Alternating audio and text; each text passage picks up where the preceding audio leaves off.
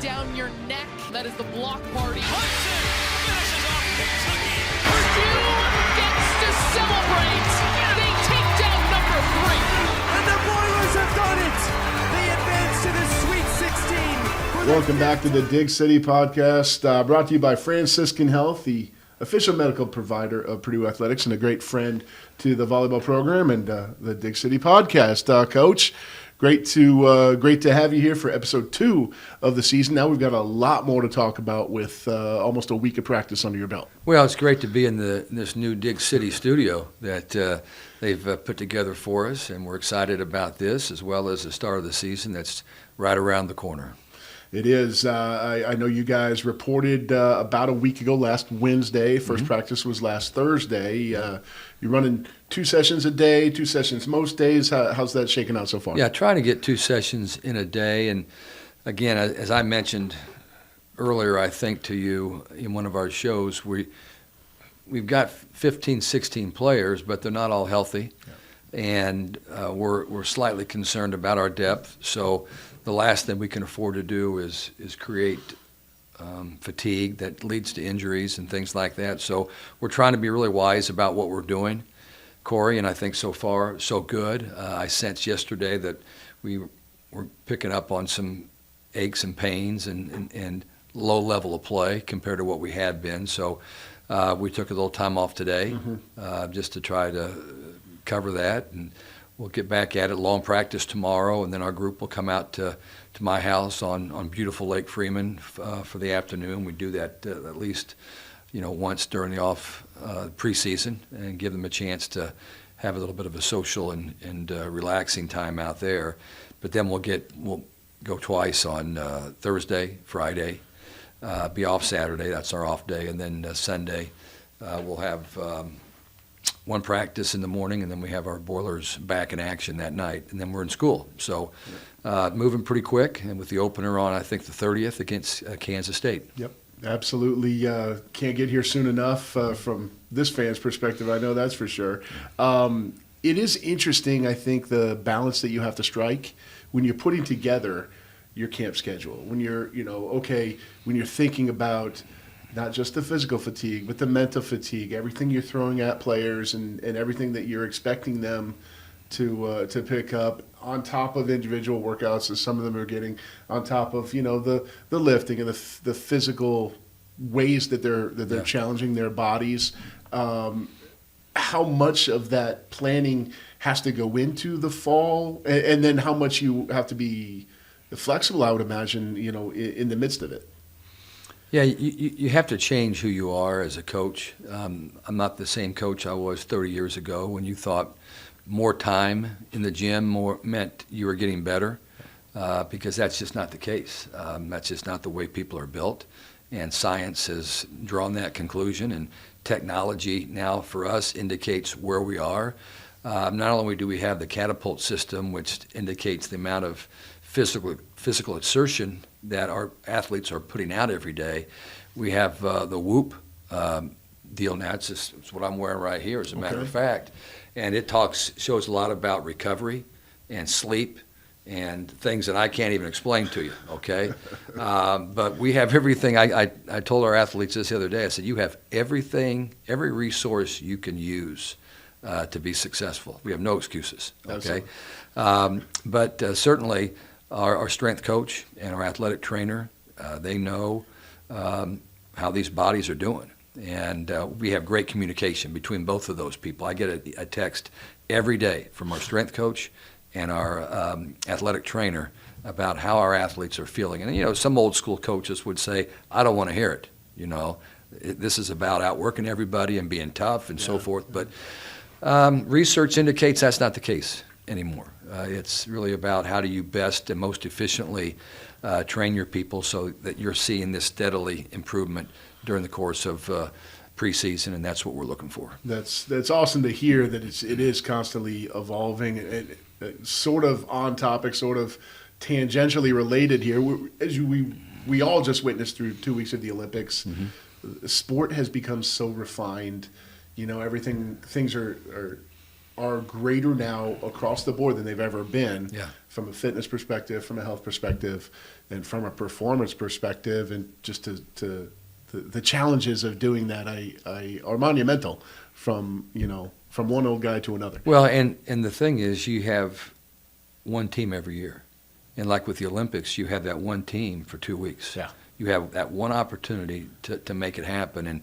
And how those coaches deal with that during that 4-year cycle is really interesting. And I'm sure everybody does things a little bit differently. But for us, we know that this team we have for one season. And then Raven Colvin's gone, and Sydney Yim's gone, and Allie Horning is gone, as our new player is Raven Gray. We have 4 seniors that will be done, and we want to try to get as much done with them as we can. Clearly, those are some pretty good players. So we're trying to get it right. We have a lot of staff discussions. I don't rule like a king. I try to take a lot of feedback. Sometimes I get more than I'd like, but I try to evaluate all those things that we're getting, and overall, I don't think that we've missed very often on how hard we're working and when to take time off, but no longer is it just your feel about a team. Now you have numbers. Yeah, there's data. And so that has become helpful. So again, I'm getting lots of feedback. That's good. A lot of performance feedback, a lot of opinions, and they're all welcome. Performance is one thing. We've talked a lot about that. You mentioned, the day up at the lake house, and I love that you do that. I think that's awesome. Yeah. This team, the bulk of this team also went to Europe this past late spring, early summer. There's a lot of team building outside of performance that goes on year in, year out, but certainly with this group, can you see them coming together? Yeah, and they felt like they were in pretty good shape. They felt like there was a common bond and a togetherness before the season even started, but you can't assume that's going to continue. I mean, before the season starts, everybody thinks they're going to be a key component. And quite frankly, everybody is a key component. They just may not like their role as much as some others do. So things change as the season progresses, and so you have to still have everybody understanding that their role is important and that we're all going after the same goal, and that there has to be purpose in why they come in to the gym every day, and that's what coaches help with. I mean, we have to continue to remind them of that and have individual talks with people about things. And obviously right now positions are as open as they can be, but yet that doesn't stay that way forever. Right. So people have to be ready to perform when they come into the gym every day if they have goals of being in the lineup or being the first person off the bench. Does it help from your perspective?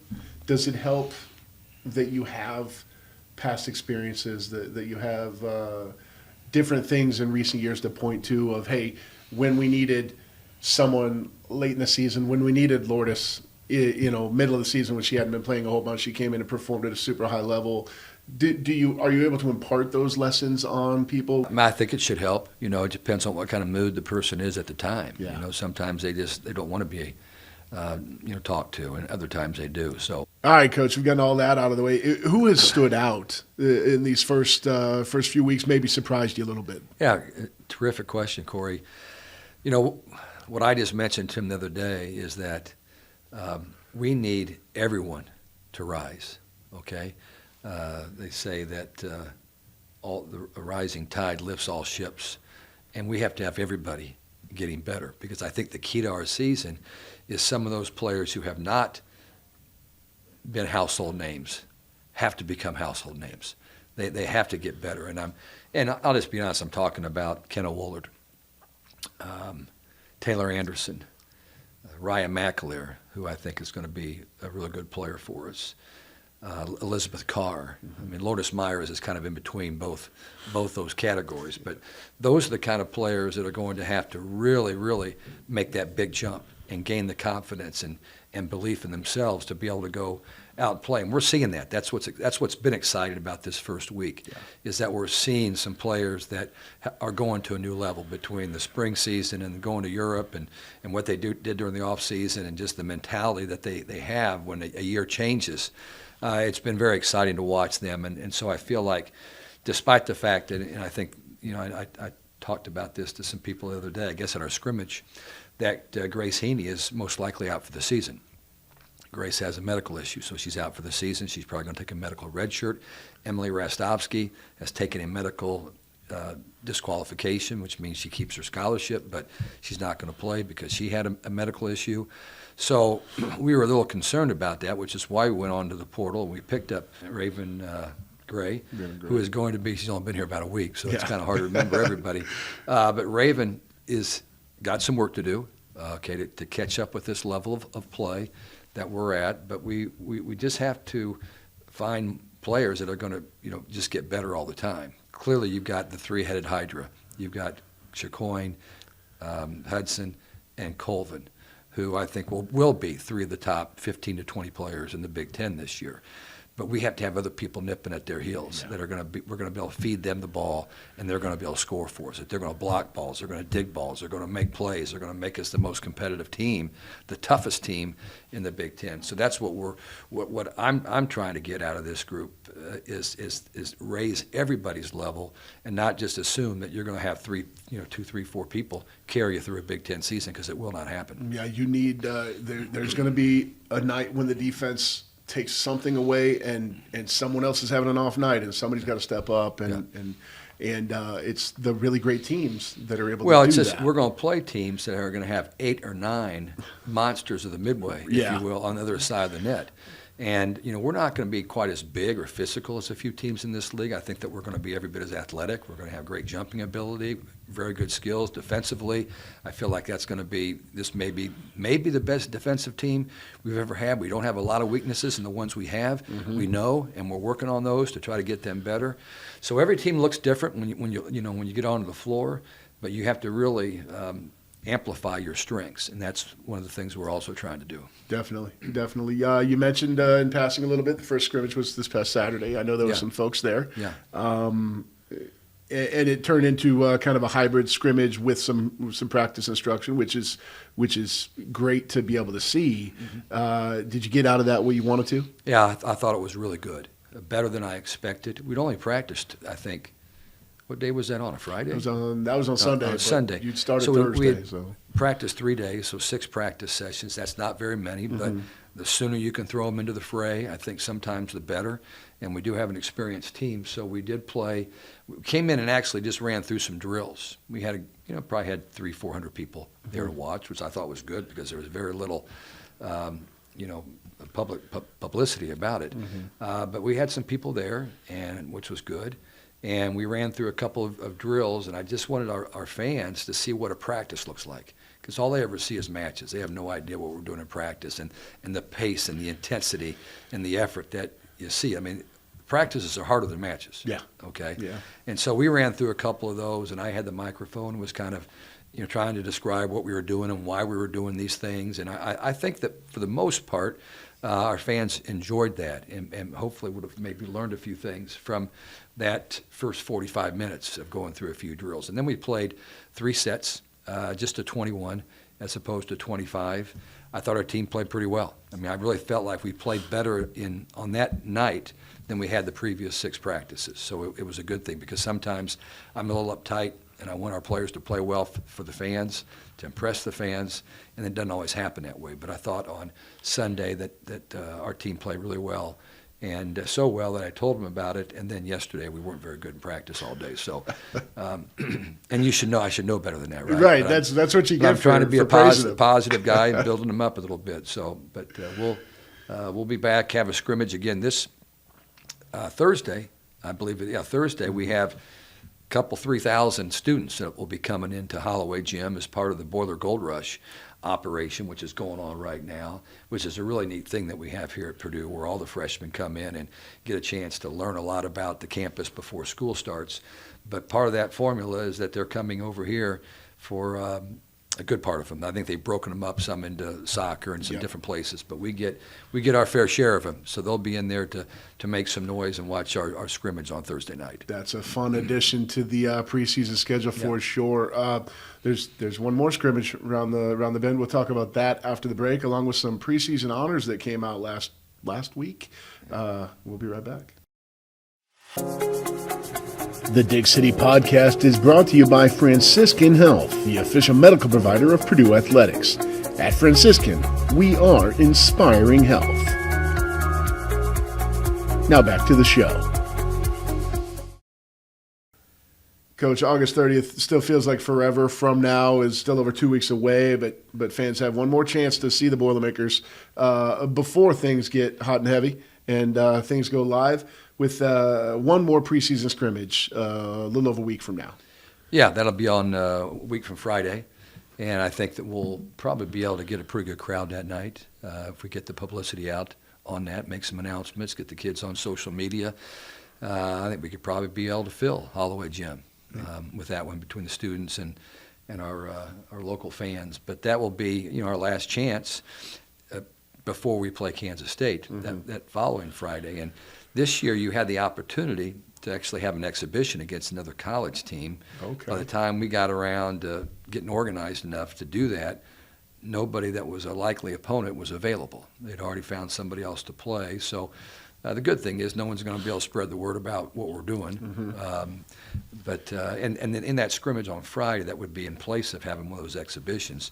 We will have, I know, 3 of our practice players available, and that will provide plenty of competition for our squad. So when I say practice players, I'm talking that we have 5 or 6 young men that are college students here at Purdue that play on our club team that are anywhere from 6'1" to 6'7", that come in and they have a rotation that they use, and we get 2 or 3 every night in the gym, which is great for us. It's just a tremendous opportunity for them and for us to compete against each other. But they'll be there, and so we'll have great competition, and we'll be tested because Kansas State is going to be a really good team. They knocked off Texas a year ago. Texas won the national championship. Kansas State was one of the 2 or 3 teams that was able to beat them during the regular season. And they have about everybody back, and they're well coached, and a lot of momentum going in their program. So that will be a real good test for us when our fans can get fired up about it. Definitely. Nothing like the season opener being a really great match. You can watch that on Big Ten Plus if you can't make it into Holloway that night. We'll have that entire weekend streaming on the platform. Yeah, a lot going on, including the non-Purdue matches. So something to look forward to there if you're really itching for that. We volleyball. found a way to do that. We found a way to get all those. Yeah, matches absolutely. on. Yeah. Even though there's a match that Saturday that's going to be going on during a football game, we'll get it covered. Good. That's good. That's good for those people that. From those other schools. It is. To be able to watch their family and friends, to be able to watch from a distance. I know it's pretty frustrating when Purdue goes on the road and you can't see us. You can't see us, and there have been some. Everyone's moving in that direction, so we're glad to be able to do that this year. Some other news that came out last week: preseason Big Ten poll came out. The Boilermakers picked to finish 4th. Of 18 when that was announced. Pretty good, pretty high expectations from folks when you consider the 3 teams above are routinely top 10, routinely Final Four, playing for national championships. That's good company to keep. Certainly easy to put those teams on the top of the list from what they have done over the course of time. And it was Nebraska #1, who won the league a year ago. Wisconsin was 2nd, who has very similar level of talent. I think it could have gone the other way, but that's Nebraska winning it the year before. And then Penn State is in the 3rd spot, and then we were in the 4. And we did manage to beat Penn State a couple of times last year. People, I think, were intrigued by the transfers that are coming into Penn State. They had a couple of players from Nebraska that transferred in, a 6'5" middle, and then a 6'1" really athletic right side player. So apparently they were more impressed by them than the players that we have developing in our pipeline. So we'll see how that maps out as the season unfolds. Yep. Preseason polls are what they are. And they're a fun thing to talk about, but as always, things get proven on the court over the course of a 3-month season. So we'll see how that shakes out. Just rounding out the teams right behind you at 4: Minnesota 5, Oregon 6, USC 7, UCLA 8. Ohio State 9, Indiana 10. It's a pretty good spot for the Hoosiers. You've been talking about them for a couple of years being on the come, and you certainly don't seem to be alone there. Well, a lot of good names of schools that you're reading off. They really there. are. It's turned into, it was always a monster conference, but it's now become just unbelievable with the addition of those 4 teams from the Pac-12, 3 of which who have won national champions, and another one who's better than those 3 right now in Oregon, who put on a show last year and beat us with a real veteran team. So it's going to be so much fun. I just think for the fans and the athletes to be involved in this league that we're in. I don't care if it's volleyball or basketball, whatever it might be, football. It's so many new faces that we're going to see, and I know that the matches with USC and UCLA sold out quickly for Holloway Gym. People are excited about that. And I think every match but one in Holloway Gym has been sold out. I think maybe University, Maryland, Baltimore County, who was an NCAA tournament team, by the way, has not been sold out, but I know it will be very, very soon. And then just to put one more plug in, Cory, because I don't know if it was on your docket for today, we have less than 2,000 tickets left for the match with Wisconsin to be played in Mackey Arena, and about 2,500 tickets remaining for the match with Indiana. So, again, I know you're not that great with math, and I'm not either, but 4,800 minus 2,000 means we've sold about 12,800 tickets. For that match with Wisconsin. And we've sold about 12,000 for the match with Indiana, and we can't afford to slow down. I mean, that's not going to be enough. If it's not 14-8, then we haven't done our job. And I know a lot of people have contacted me and said, well, all that's available is the Upper Bowl. I sat in the Upper Bowl watching Purdue basketball for 15 years. Every game. And loved every minute of it. That's where my seats are right now. And so there's not a bad seat in Mackey Arena. And if you haven't been there, you don't know that. It despite the fact it holds 14,800 people, it's not that big. Right. Okay, and you might want to go on a diet before you have your seat, because the seats aren't real wide. Okay, but they cram them in there, and it's a great environment. And there's nothing like going to Mackey Arena to watch a competitive college sport event. So I just really encourage people. This isn't going to just be a match. These are going to be events. They are. These are going to be events that I think people will be talking about for a long time. And if things go the way we feel like they might, it's going to be the Big Ten record for attendance.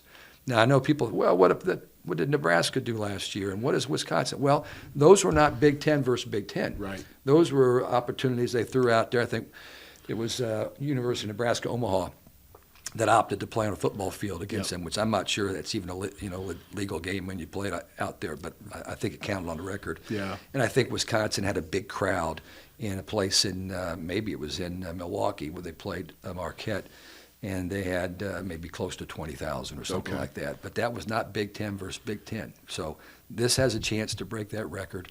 The first one on the 19th of October against the Indiana Hoosiers, as you've mentioned, picked respectably well, and they do have a crew back, some really super talented players on their squad. And then Wisconsin, who we've developed a real good rivalry with over the years, with Kelly Sheffield, who's a friend of mine from Muncie as the head coach, who's just done a remarkable job building that program back to where it was before. And Brittany Dildine, who's the top-notch assistant there that played here for Purdue my first 4 years here. So, big stuff's coming. And but let's not get complacent and think that we've sold the thing out, because we have not. Nope. And we've got work to do to make that happen. No doubt. You mentioned Brittany Dildine. She's very familiar with Mackey. Once she was done playing with you, she joined the women's basketball team for her senior season, just because why not? Yeah. I wish I was that good at anything in life, and she's a varsity athlete in 2 different sports. Now a great coach. Yeah. One thing before we move on from Mackey, that Wisconsin match, I mentioned last time we got together, and then I had to edit it out, so y'all haven't seen this part, but I mentioned both matches were going to be on national TV. That wasn't public knowledge yet, so we had to take that out. That Wisconsin match is on NBC, Saturday afternoon. Your sport, women's college volleyball in general is having a heck of a moment. Yeah. But Yeah. national TV on NBC on a Saturday afternoon leading into primetime football game, NBC made a real commitment here in taking a small slate but an important slate of Big Ten games to be a part of that. What's that mean? Smart to you? move Yeah, by them. yeah. They are paying attention to what's going on. But that's the first college volleyball match, my understanding, the first college volleyball match ever on NBC. And it will be Purdue and hopefully a sold-out Mackey Arena. So, yeah, that's exciting for all of us, and it'll be fun. Like I say, these aren't just matches. These are events. And I know one of them is sandwiched in between some other big events that are going on here, between football and some other things. So people are going to be here. This campus will be rocking, and why not take advantage of that time to be part of something really special in Mackey Arena. Absolutely. One last note on preseason honors. The Big Ten all preseason all-conference team came out as well, and Chloe Chicoine and Eva Hudson both selected to that. Said Raven Colvin? No, I didn't. Oh, you didn't? I didn't, actually. I imagine that was noticed. that I tell you, it was noticed by me because I notice her every night in the gym. Yeah. And she is just incredible right now. She outworks so many people, and her blocking has improved dramatically, which was really good a year ago. Offensively, her numbers were not nearly as good as she really is, just because there was just a little bit of a disconnect between her, and we had two different setters, and she just never got comfortable. She's comfortable now. Good. All right? She's comfortable right now. So I just love having a player that can't make the All-Big Ten preseason team. That's one of the best middles in America. So that will be fun to watch that situation play out. Knowing Raven a little bit, the type of person she is, I don't imagine that a whole lot of more fuel was needed, but any fuel that is given. She's ready every night, regardless. One last thing before we get you out of here, Coach. We mentioned last time we talked that Annie Drews was tearing up Paris, really played out of her mind and was the best player in the world at times on that Olympic run. Team USA with a silver medal in Paris, and I know you made some very public statements that Annie can possibly understand what this means to you, her success. Yeah. There's such a really cool connection between her and her family, you and your family, and everything that she's meant to this program. Well, money can't buy what she's done for Purdue, and certainly our volleyball program. It can't help our recruiting anymore to know that somebody has come through our system and was the fourth leading point scorer in all of the Olympics. Okay, I think there was one match she did not lead the Americans in point scoring. So she had a great tournament, which was wonderful. You go to the Olympics, you put so much pressure on yourself, and for her to just be able to deal with that and play at the highest level is a real tribute to her and the people she works with, that she was able to do that. But Annie's mom and dad, Mike and Carrie Drews, are Ball Staters. They were there at the same time. My wife Angie and I were there. Angie and Carrie, the same sorority. Mike and I also taught and coached at Muncie Central at the same time. He was the men's basketball coach. Mike was a great player at Ball State for 1 year, and then they found a heart murmur, and he couldn't play any further. But known the family a long time, and they don't come. She doesn't come to Purdue if it's not for that connection that we had, and fortunately it worked out great. But Annie's just a wonderful person, and she just demonstrates for people how you're supposed to play the game. You don't have to know anything about anything. But if you just watch somebody play with that positive spirit, that enthusiasm, that smile on your face all the time, and she just bangs the ball. And she'll get blocked, but it doesn't bother her. She'll just come back and be better the next time. So no, it's great for her, great for Purdue, great for America. And I know she was on, I think, Good Morning America today. Not sure when this show is going to be released, probably tomorrow, but just to see that happen. Of course, she was flawless in her performance today too on national TV. Yep. So just a great representative of our university. I know she's going into the Hall of Fame. You're going to talk a little bit about that. She is, one of the 8 new members of the Purdue Athletics Hall of Fame. That was announced just before the What Olympics. a great class. It is, isn't it? Yeah. Annie joined by several other prominent Boilermakers and very. It's a recent class. There's a lot of some youngsters, former student athletes. Chuck Inequity, who was also in the Olympics. He made the finals in the fifth. shot I think he put. was 5th in the shot put. Yep. I think he was great. I was watching that day, pulling for Chucky. He was awesome. Devin Charlton made the finals in the 100 She can hurdles fly. in Paris. She was great. So it's a really good class. Your colleague, Katie Geralds, is going in very well deserved for her great playing career, and then Kevin Plawecki, Tim Stratton. I mean, it's a really good class.